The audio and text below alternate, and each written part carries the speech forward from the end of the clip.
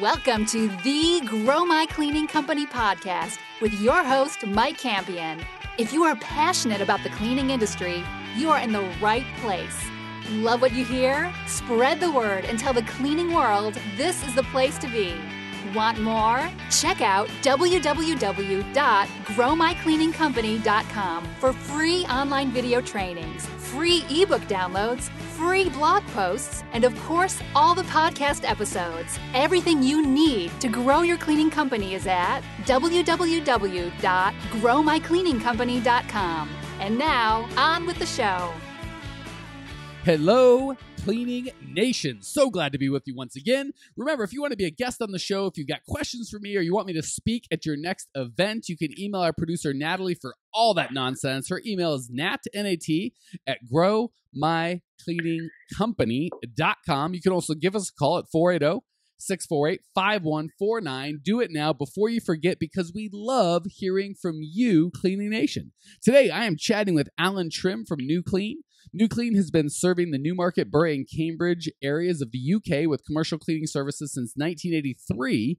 Alan's family purchased it 8 years ago, and Alan himself got involved about a year and a half ago. If you want to reach out to Alan and his team, you get a hold of him at www.newclean.co.uk. Alan, welcome to Cleaning Nation. It's a pleasure to be here, Mike. It's fantastic Glad to have you on the show. Yeah, I think you are... love talking to folks from the UK. I don't think we've had more than 3 or 4, so it's exciting to have you on. I would love for you to give, I gave a quick introduction, but tell us a little bit more about how you got involved with the cleaning business and how you got involved with Grow My Cleaning Company and what's going on in your world today. Well, first of all, thank you for having me on. It's great to be on here because I've listened to several of your podcasts and they're fantastic. So you're doing a great job. But I basically have been behind our family cleaning business for about a year and a half. And before I took over, my dad had been going into retirement. So he wound down the amount of contracts he had down to just a few really that served him getting into his later years. And I got involved in the business after a breakup in a relationship, and I was studying counselling before, and I completed my degree. And both these things kind of come to an end, and I needed to make some money. So I saw cleaning as a route to do that, but I was kind of uncertain as to how I'd go about building business and what I'd do. And in the end, through necessity, I built a website, which you can see it in its form. It's fairly simple. It's a bit circa 2003, but it does its job. And I kind of created a brand I thought would be eye-catching to our area. And we've got like a horse in the logo because that's the symbol of our area. In Newmarket, where I'm from, it's the home of horse racing. So it's synonymous with horse racing. So I kind of had the logo, and it has this kind of clean presentation, and it kind of resonated with people, and we advertised a bit, and we've kind of grown from there. And now we've got 31 contracts on. Including family, there's 3 members of our family that work for us. I've got 12 people working for us, and 3 of them are full-time. And it's just been an incredible journey, really. From the moment of being so out of my depth in pricing jobs that are of the size, I think, oh my God, how am I going to price this? I have no idea how to even do it, and to suddenly you get your rhythm, and you get your understanding, and you get your patter, and you begin to just understand how the semantics of the business work, and things start to go well. You have some learning moments where you make what we call in England cock-ups, and you make mistakes, but you you turn them around, you turn them into something positive, and you just keep going. And one thing I'll say, I know I've heard spoken about on here before, and I think is so true, but it's the days where you feel beaten up and you feel like you can't go on, or you think, oh, this is maybe not going to work. And you get through those days, and there's always the rewards for doing that, no matter how hard things get, to keep going. And you'll always be rewarded for that, I think. And it's been true over the last year and a half for me. So, well, shoot, if you've gone from 2 cleaning contracts to over 30 in the last year and a half, I would love, and I'm sure Cleaning Nation would love to hear what, can you give us a quick 30-second overview of what you did to make that change in the business? Well, first of all, it sounds a little bit sinister, but I had friends of mine who came out of working for another cleaning company in the area, and they gave me some leads as to what other cleaning contracts in the area weren't happy. And that could seem a little bit like you're moving into underhand territory, but at the same time, they said that these cleaning contracts are looking for other people. They named one business in particular, which were one of the biggest in our area. And from that moment in, we kind of got approached the company. They said, yes, we're looking for another cleaner. I went into this huge premises. I mean, they're a road recovery agent in Newmarket, and they cover a huge area, and they've got several other subsidiary businesses. So I went into this environment, and my thing is just clean presentation. You talk professionally. I mean, you for me, just how you present yourself is so important, and everything I attempted to do in the I emailed, like whenever I have a correspondence with a client, it's always well presented, well put. I mean, it's punctuated correctly, and just simple things like that, I think, obviously go a long way. But yeah, that was how it started. I'm trying to think. I did network a lot at the beginning as well. I read there was 2 books that I read from American businessmen who'd started cleaning companies, and it gave you a model of sorts of how to sort of create the business. And I can't remember them exactly, but I kind of read them and had an understanding basically that they were encouraging to network. So I went out to my local chamber of commerce meetings and was networking and putting cards out, and eventually some of them turned out to be leads, and it just grew from there. Yeah, it's amazing. I can't understand totally the growth myself, really. I just think in the middle of it, people seem to just trust what you're saying. If you convey to them that what you'll say you'll do, and you get it done on the time, and do you know what I mean? You say what you're going to do and you do it. That goes a long way with people. So, all right, beautiful. Sounds like a little luck, a little hard work, a little creative thinking. It sounds like you've got a lot of stuff going on, and I'm honored to be able to kind of be a part helping. That said, how can I best help you today, my friend? Well, I was just curious, really. There's a lot of the podcasts I've listened to of yours have covered my original questions that I'd come on here with, to be honest. And the one I was just beginning to think was what the future holds for cleaning, like how as things become more mechanized, as driverless cars come in, and you've got obviously taxi drivers, lorry drivers, people that were formerly doing those kind of professions coming into the market, potentially starting cleaning businesses, because there's not a lot of barriers to starting a cleaning business. You can have a few cloths and a Hoover if you're starting in a very basic way, but obviously you need a bit more if you're going to do it properly. But at the same time, there isn't that most really big the sort of division between starting a business. And I just wonder how things will evolve with that, really, if that makes any sense at all. Yeah, I actually like that question, because most of what we talk about, or just about everything we talk about in the show, is kind of specific questions, or how do I do this, which is obviously got value because, people are here and tuning in.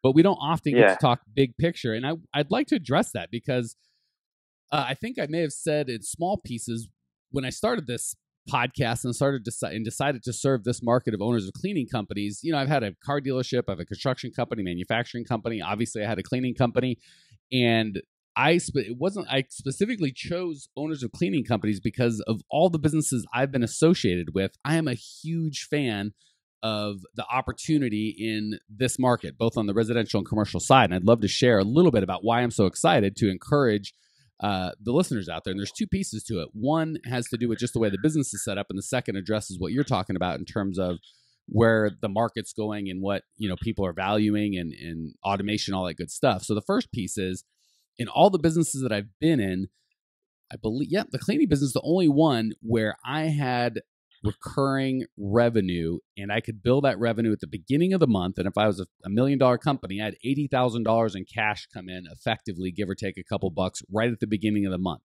And if I sold a customer, I could always bill for the upcoming month. So many of the businesses I had, you have to deal with the bank, or there's cash flow, or there's lots of capital investment.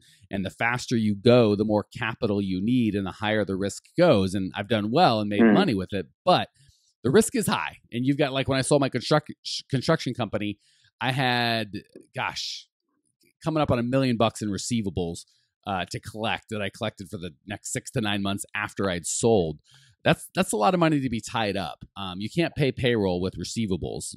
So I love the cash flow model of the cleaning business, and I love that as you grow, your cash flow should actually get better as opposed to worse. That's it's not unique, but very few businesses have that. Software as a service has that. There's some businesses that have it, but I like that business. I like it a lot. That's the first piece. The second piece is what you kind of alluded to in terms of, well, what's the future? Taxi driving is kind of up in the air, right? Uber's come in and said, hey, we can automate that. And they didn't really automate. I mean, self-driving cars would automate it, but they've changed the landscape of that. I'm even more excited about the future of the cleaning business based on where our society is going. And I'm not familiar with the UK, but I have a feeling our economies are similar and the business climate is similar. In the United States, I have found that the biggest commodity over the last 20 years that people are investing in is time. We want microwaves. We can't wait to be cooked. We need fast food. We want, we've now got Netflix because there's no commercials. We can't wait the 2 minutes to watch, everybody pitch us stuff. Time, and time. That is the commodity that everybody wants, and so few of us can provide. The cleaning business, and I tell my one-on-one coaching clients this all the time, we are not trading dollars for hours. You give me $26 and I'll pay this guy to put his hand in your toilet. That's a low value proposition and hard to sell. But when I can go to people, business people, family people, retired people, and redeem time for them, I'm selling something that very, very few other people can do, but everybody wants. So I see it as the opposite. When you're like, man, it's going to get saturated. There's low barrier to entry. I agree. That's not my favorite piece of the business, is the low barrier to entry. But so few people treat it like it's a business. So it's so easy to compete with, just like, I forget the phrase that you use, like a Hoover and a rag or something. Those people are so, if you just treat it like a business, there's really no competition. And they can't really save time because they're like, well, I can't come today because of this, and I'm not insured, and somebody quit, and I'm kind of sick, and I'm not sure. Can't we? They're not saving. They're not really providing. And they don't even understand what they're providing. They think they're good at cleaning, therefore they can run a cleaning company, which is not the reality. So those are kind of my two pieces. Is that any thoughts or response? Yeah, like when you say about those, I mean, basically it was an experience I had when I first decided to start the business. I didn't really have any money, so that's what caused me to have to build the website with no experience of doing anything like that. But I remember at that time I was quite vulnerable in thinking, was this the right or wrong thing to do? I had an instinct that I could do something a bit different to other companies, but I didn't realize truly how competitive our area was until a week after I'd started. We got our first contract on. I was quite motivated. And then within the next week, I remember driving through Newmarket on a Friday and just seeing pretty much every cleaning company van you can imagine in a 20-mile radius, all around the town, all doing a different job. And I thought, if I'd have seen that a week before we got the contract on, I honestly think that would have scared me into thinking, I can't do this. This is too many competitors. But there's a lot of competition. It's intense. It's probably fierce. There's probably little work out there in comparison to how many that want the contracts. And I now realise, as you describe it, there's so many companies out there, but so few of them that do it to a professional degree. And I think that's the difference, is that everything I look to achieve in the business, and I am a scatty reprobate. I'm not a completely concise, brilliant man. I just do what I can to the best of my ability. But I think in doing that, it elevates you above half the people that are out there that just think, yeah, I like a bit of cleaning, I'll do this, and I'll go around and put around, and I'll do Mrs. Smith's house, and I'll go out, and they'll pick up a few contracts, but they're not really in a mode of thinking, I own a business. I'm trying to grow a business. I'm not trying to present myself as like a window cleaner that will also do your gutters and I'll also rub your front door down. Do you know what I mean? It's just like, I don't know. And I've also realised that people are content with that level. That people are happy to be in a van, go around, have their round, they're their own boss, they do a bit, and there's a contentment, and I respect that. But that is a lot of the market, actually. That's a lot of your competition. I think, for me anyway, and where we are, there's only 2 or 3 companies. Well, one actually I'd consider our actual rival, who I would say have the template that I'd be looking to achieve myself. And when you get to that level, or when you get to that level of understanding, I'm not at that level literally with the business yet, but I am at that level of understanding. It makes me feel less anxious about it. You were actually quite generous when you said half the people out there, aren't really kind of in it as a business owner. They're just kind of dipping their toe in. I would say, based on me talking to people, this is what I do, right? Day in and day out, on air and off air. All I do professionally now is serve owners of cleaning companies. And I would say that number is probably a lot closer to 90%. It is, the vast majority are not professional. So the good news is, and I hate to say it, but as I coach and get really good results for my people, I always tell them, obviously I know what I'm doing, and I'm glad I can help you. But gosh, at least a third of it is the competition in the States. I don't have any customers current in the UK, but in the States, the competition is just so easy. There's lots of numbers, but low quality, which is fantastic. It's very easy to stand out. Yeah. All right, good. Well, let's do this. Since first of all, that was a good conversation, hopefully helpful to Cleaning Nation. Let's get more specific. We'll hit the lightning round. I'll give you the opportunity to give some value back to Cleaning Nation. 3 quick questions. You're going to give 3 amazing quick answers. Question number 1, what's the best piece of advice you've ever received? Best piece of advice I ever received. I don't know. It's a good question as well, actually. I've forgotten that you're going to pose this to me. Best piece of advice. It just keep going, I think. It was a case of, there were times when I would wobble and my dad would just say to me in a very simple way, just keep going. Just keep going, keep doing it. You're doing well. Just keep going. And it's nice to have that encouragement, but I think that's become a kind of internal mantra to me a little bit. And it's very simple, but it is just a case of regardless what happens, regardless what might pop up. And generally we get some great news, so it's not like it's all having to face hardship. But yeah, just keep going. Yeah, that is good advice, not just for the cleaning business, but for business in general and quite frankly, life in general. Thank you for sharing. Question 2, what's the biggest mistake that you've made in the cleaning business that we can all learn from? Oh, this is a classic. I don't know how many other people have experienced this, but I basically went to price a really good office clean. And I looked at this job and I thought, well, this is a decent job, because I always ask what happened to the previous cleaner, because of course you can learn from any mistakes they may have made. But they simply said to me, yeah, we were told by our cleaner, who's doing a good job, that we need to find another contractor because she's leaving to move to Ireland in a couple of weeks. So I thought, well, this is a really good job. How many other contractors has she told this to? So I found out her details and I phoned her up, and she had a small business. And the problem was I was looking to basically buy her out and say, look, if you can give me the leads to other contracts that fit the mold of the one I've just been to, I'll be really happy to take them on. I'll give you some money for it. So what was annoying is at the time I was taking on 2 new members of staff, and they wanted a few more hours than I could give them. So when I was coming to acquire these contracts, it seemed like everything was going to fit into place. So I went to buy them, and the problem was there was quite a lot of domestic contracts in there, and I was mainly really looking for commercial, because how much hours I needed to give the girls, I decided to take on the domestic as well. But I worked out a figure. We came to £3,000 because I think the overall figure for the business was about 21 grand a year. It was turning over, and I went and bought it for 3, which I don't know. It was a decision I was indifferent about slightly, but I decided it maybe was the right thing to do. But it turns out because we basically got to know each other quite well in a couple of days we were talking, and she seemed very genuine. We talked about the business a lot and our struggles with it. But basically, to cut a long story short, she gave me these leads. I paid her the money. And when I went through the leads, I realized that a lot of them had basically found other cleaners. They weren't even available. They hadn't heard from her for ages. And I'd asked her just to prime them. I said, tell them that I'll call them or I'll send them an email. And they don't have to necessarily agree to come on with me, but I'm only asking that they're looking for a cleaner. As long as they're looking for a cleaner, that's the only criteria they have to fit. But it turned out the first 5 that I phoned had already found other cleaners. The 6th one I had a passive-aggressive semi-argument with because I caught her at the wrong time. And I was just like completely deflated. So I phoned the lady back who sold me these leads, and she denied it and said, oh, no, they're ready. And she basically was just an asshole. Sorry to say that language if that's not appropriate, but and I lost £3,000. I lost £3,000. I mean, at the time we just about could absorb that in our cash flow because it was about 6 months after starting, and we'd done all right in a short space of time.